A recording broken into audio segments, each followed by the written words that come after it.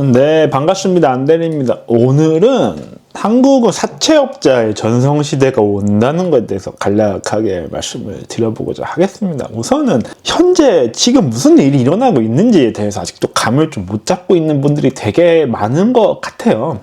그렇기 때문에 제가 보고 있는 뷰를 좀 공유를 해드리고자 합니다. 우선은 좀 이게 모든 논의가 다 부정적으로 가면은 안 됩니다. 그러니까 인류는 발전을 할 거예요. 그리고 저는 그 최선단에 있는 국가가 미국과 그 다음에 중국이라고 생각을 합니다. 그래서 우리는 이런 중국의 경제나 이런 미국의 주식에 대해서는 부정적으로 생각할 필요는 전혀 없어요. 저는 이 두 국가는 인류의 어떤 그런 걸 뚫고 나갈 거라고 생각을 하거든요. 그래서 저는 진짜 모든 다 전 재산이 다 미국 주식과 미국 달러에 들어있고, 중국도 뭐 좋게 보고 있는 중이지만 저는 중국에는 투자를 하지 않습니다. 뭐 대략적으로 이거에 대해서 왜 그런지도 또 말씀을 드릴게요. 근데 오늘은 이제 처망해가고 있는 한국에 대해서 다루는 게, 우선은 실물 경제가 현재 한국에서는 붕괴를 하고 있습니다. 그러니까 뭐 정확히 홈플러스나 뭐 TMF 이런 것만 봐도 알 수 있게 되는 거죠. 뭐 한국의 실물은 얘기할 거 없이 완전히 붕괴를 하고 있게 된 겁니다. 그러니까 이제 그런 거에 대응하기 위해서 정부가 금리 인하와 유동성을 공급을 하게 되는 겁니다. 그럼 이 돈들, 한국에서는 가장 안전한 강남의 아파트 자산인 거죠. 주택이거든요. 그건 정부의 보호를 받기 때문에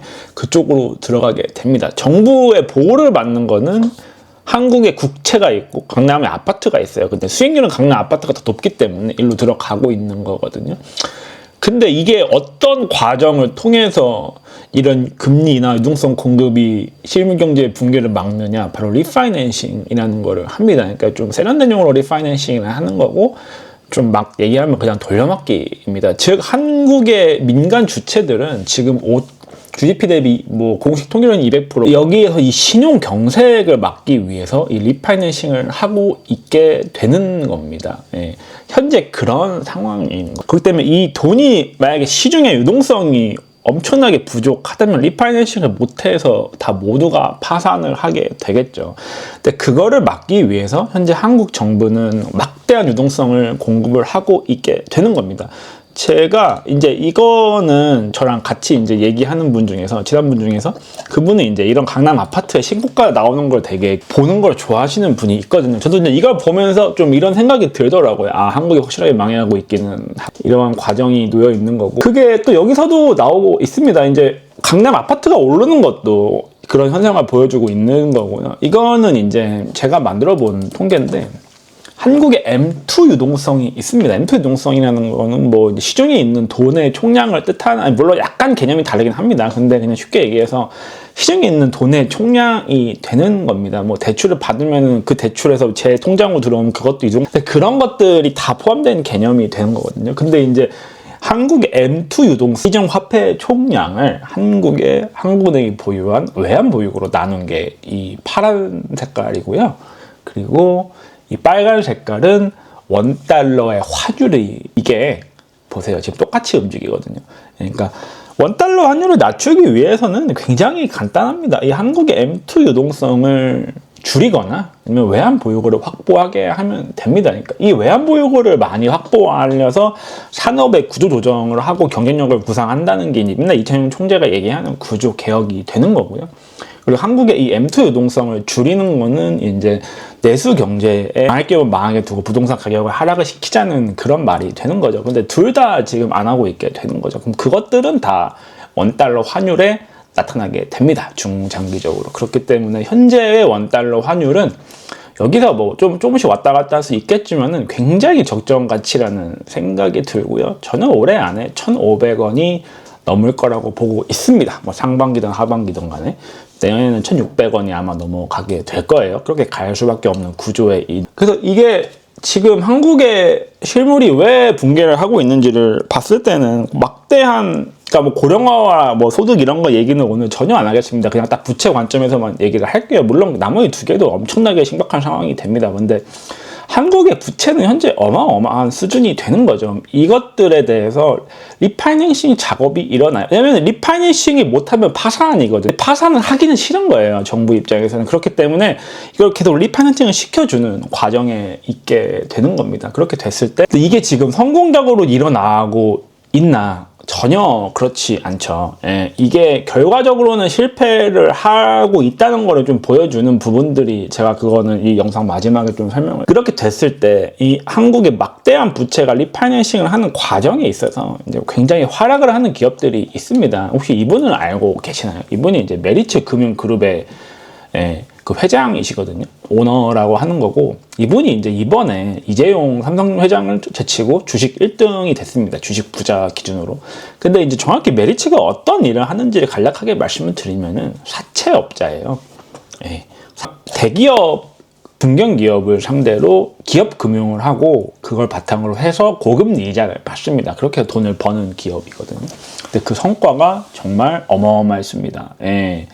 보시면 아시겠지만 거의 뭐 5년 동안 1000%가 넘게 올랐어요. 한국에 있는 상장 주식 중에서 이 정도 성과를 이기는 기업은 거의 없을 겁니다. 그러니까 이 한국의 거대한, 심지어 지금 대기업이나 중견기업 부채는 가계 부채에 비하면 심각하지도 않아요.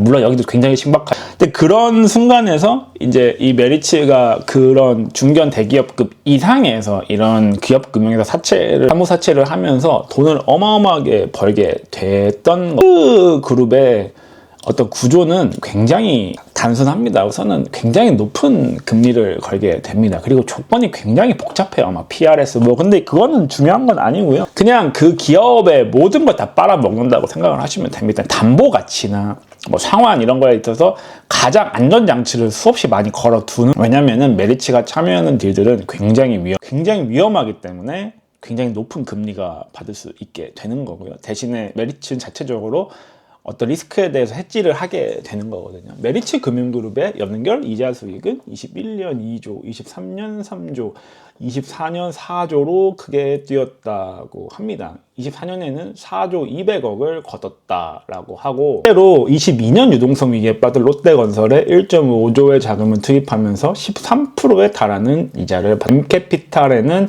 연 9%대의 2,800억을, 폴라리스 치핑인 모회사에는 12.5%의 대출해주기도 했다라고 하고, 고려은행에는 6.5%의 금리를 제시했고 굉장히 고금리로 대출을 해주고 있고 그걸로 이자 수익을 어마어마하게 벌고 있게 되는 겁니다. 이번에 홈플러스에서도 1.3조 규모의 3년 만기 리파이낸싱이 성사돼 메리츠 금융의 높은 수익원이 돼줬다. 연 복리는 10%라고 합니다. 되게 명확한 비즈니스 모델이 되는 거죠. 자금이 절실하게 필요한, 리파이낸싱이 필요한 한국의 대기업의 민간 부채를 메리츠가 나서서 리파이낸싱을 해주면서 거기서 엄청난 수익을 받는 게 바로 이 메리츠의 모델이 되는 거거든요.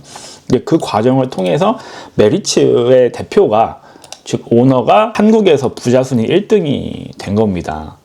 이게 어떤 의미인가요? 그러니까 한국에서 1등은 저는 당연히 수출 대기업의 오너가 된다고 생각해요. 한국은 수출로 먹고 사는 국가이기 때문에 이재용 회장이나 아니면 최태원 회장, 아니면은 이런 LG 쪽에 그런 수출을 주도하는 대기업들이 이제 당연히 1등이 돼야 되는데, 근데 그게 전혀 아닌 거예요. 오히려 그 기업들 중에서 많은 기업들이 지금 메리츠한테 돈을 빌려서 이자를 어마어마하게 내고 있는 거죠. 이번에 롯데케미칼도 메리츠한테 엄청나게 불리한 계약을 했죠. 그래서 이것도 금리가 6% 수준이라고 하는데, 6%가 낮다고 하지만 굉장히 높은 금리인 거죠. 그래도 모든 책임은 다 롯데케미칼이 지는 거기 때문에 이러한 딜들이 일어나게 되면서 대기업들 돈을 빌려주는 곳이 지금 주식 부자 1등이 된 거거든요. 그러니까 이게 아무리 봐도 한국의 지금 실물 경제, 수출 내수도 포함해서 금융의 수준을 지금 전혀 못 따라가고 있게 되는 거거든요. 그러니까 수출 경제, 실물 경제 규모가 금융에 완전 지금 눌려버리게 된 상황을 되게 암시적으로 보여주고 있다는 겁니다. 또 최근에도 이게 현대 3세 정의성, 노현정 씨의 성북동 땅과 빌라, 주택이 경매로 나왔다고 합니다. 이제 이분도 사업을 하시다가 그런 평택저축은행 이런 곳들에서 돈을 빌리신 거예요. 근데 이제 거기서 회사가 안 좋게 된 거죠. 그러다 보니까 살던 집도 다 경매로 나오게 된 거거든요. 그러니까 현재는 한국을 보면은 산업 자본이 주도하던 시대에서 그게 아니고 이제 금융 자본이 이 산업 자본들을 피를 빨아먹는 그런 단계까지 되게 된 거거든요. 그러한 일이 벌어졌던 거는 실물 경제, 즉 돈을 벌어야 되는 기업들은 굉장히 상황이 안 좋아진 거고, 그거를 막기 위해서 정부가 금리나 유동성을 공급하다 보니까 지금 금융이 너무 과도하게 커져서 그 과도하게 커진 금융이 실물 자체를 또다시 압박하는 완전 악순환에 빠져 있다고 볼 수가 있는 거거든요. 근데 과연 이러한 부분들에 있어서 한국 정부의 의도대로 민간 부분이 리파이낸싱에 성공을 할 수 있을까? 저는 되게 회의적이거든요. 제가 회의적으로 보는 이유는 우선 몇 가지가 있는데, 일단은 한국 자체의 관점보다는 우리가 해외의 관점을 보면 됩니다. 21년에 혹시 어떤 해외의 유명한 금융사가 한국에서 철수를 하게 됐습니다. 거기는 이제 시티그룹인 거고요. 소매금융에서 완전하게 철수를 하게 되었습니다. 뭐 그 당시에 왜 철수했는지에 대해서 되게 말이 많죠. 뭐 어떻게 됐지 아무도 정확하게 모르지만은, 근데 거기와 또 별개로 한국에서 대부업 1등을 영위하는 러시아인캐시도 철수를 하게 되었습니다. 21년, 22년에 본인들이 가지고 있던 대출이나 이런 거를 싹 다 정리를 하고 나가 버린 거예요. 네, 그렇게 된 거거든요. 얘네가 왜 나갔어? 시티그룹은 뭐 미국뿐만 아니고 전 세계에서 영업을 하는 아주 거대한 금융 그룹이죠. 근데 그 그룹이 한국의 어떤 부분을 보고 소매금융을 철수를 했을까? 네, 그리고 러시앤캐시는 한국의 어떤 부분을 보고 22년, 23년도에 철수를 했을까라고 생각을 해보시면은, 이 정부가 하고 있는 리파이낸싱 작업이 잘 된다고 판단했으면 안 되니까 아마 나간 거라고 생각이 들지 않나요? 예.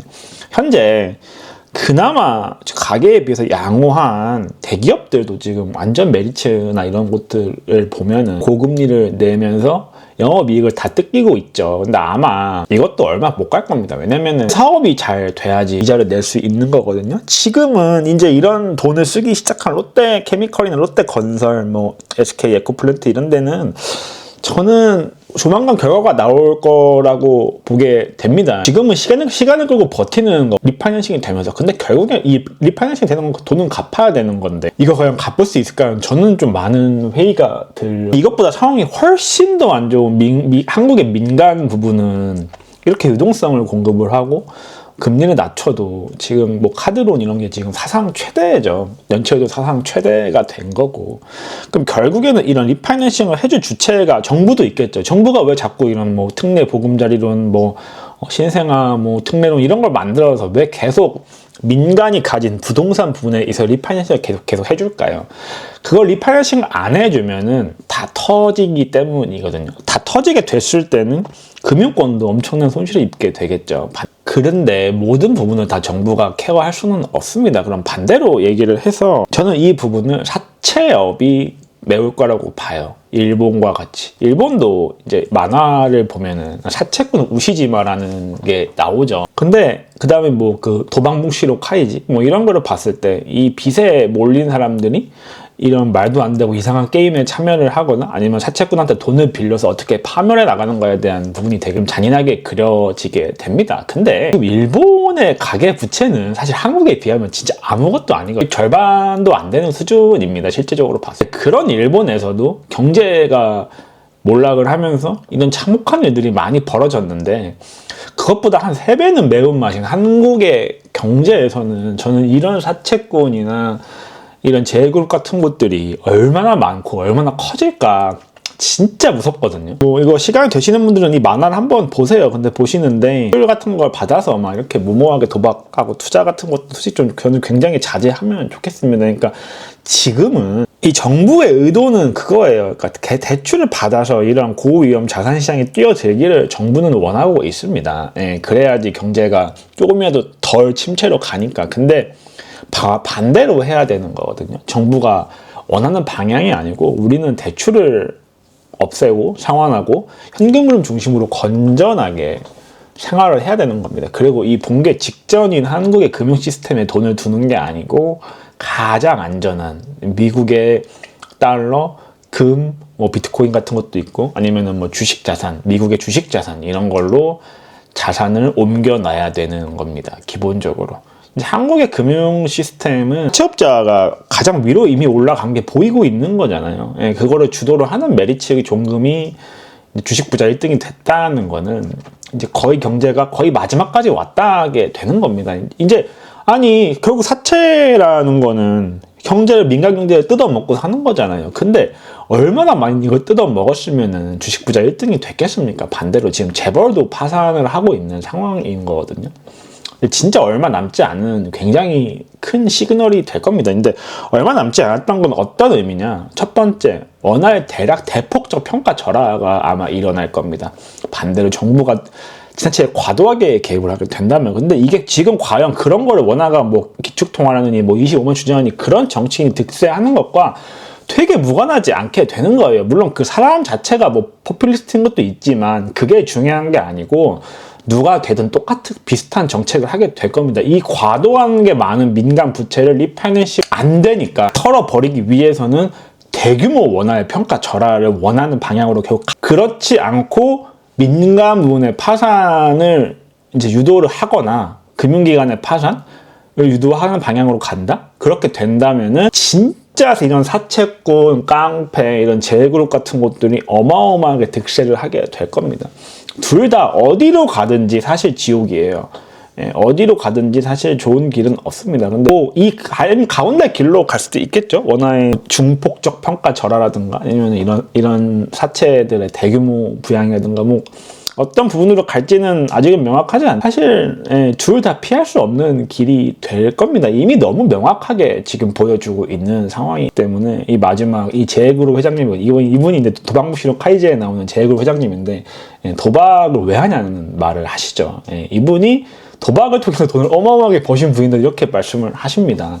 그렇게 보고 있는 거고 여러분들은 제 영상 보시는 분들은 도박하지 마세요. 그리고 뭐 과잉 대출 같은 거 받지 마시고 지켜보시면 됩니다. 현재 이게 어떤 상황인 건지. 그러니까 정확하게 그 배가 지금 침몰하기 직전에 자산들이 떠오르는 그런 상황이 되는 거거든요. 그러니까 너무 이게 명확하지 않네. 이거 사실 뭐 정답지가 앞에 있는데 이것조차 못 보면은 참 더 드릴 말씀은 없네요. 네, 이상입니다.